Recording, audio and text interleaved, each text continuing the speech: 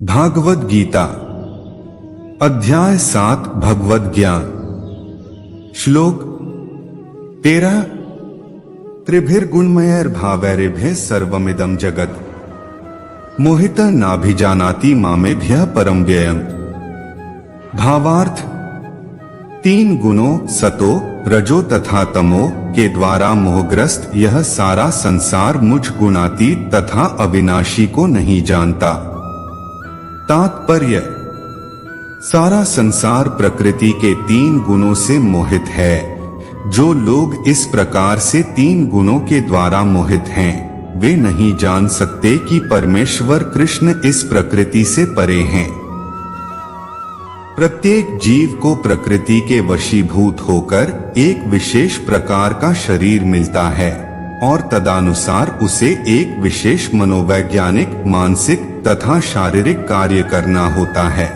प्रकृति के तीन गुणों के अंतर्गत कार्य करने वाले मनुष्यों की चार श्रेणियां हैं। जो नितांत सतोगुणी हैं, वे ब्राह्मण, जो रजोगुणी हैं वे क्षत्रिय, और जो रजोगुणी एवं तमोगुणी दोनों हैं वे वैश्य कहलाते हैं, तथा जो नितांत तमोगुणी हैं वे शूद्र कहलाते हैं।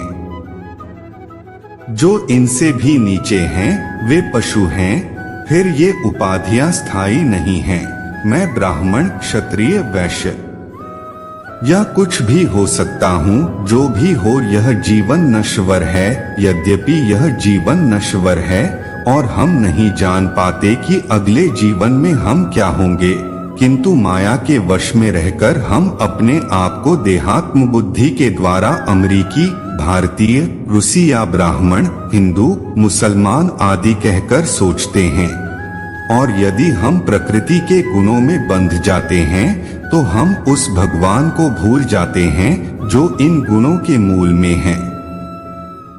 अतः भगवान का कहना है कि सारे जीव प्रकृति के इन गुणों द्वारा मोहित होकर यह नहीं समझ पाते कि इस संसार की पृष्ठभूमि में भगवान है। जीव कई प्रकार के हैं, यथा मनुष्य, देवता, पशु आदि, और इनमें से हर एक प्रकृति के वश में है। और ये सभी दिव्य पुरुष भगवान को भूल चुके हैं, जो रजोगुणी तथा तमोगुणी हैं। यहाँ तक कि जो सतोगुणी भी हैं, वे भी परम सत्य के निर्विशेष ब्रह्मा स्वरूप से आगे नहीं बढ़ पाते। वे सब भगवान के साक्षात स्वरूप के समक्ष संभ्रमित हो जाते हैं, जिसमें सारा सौंदर्य, ऐश्वर्य, ज्ञान, बल, यश तथा त्याग भरा है। जब सतोगुणी तक इस स्वरूप को नहीं समझ पाते तो उनसे क्या आशा की जाए जो रजोगुणी या तमोगुणी हैं।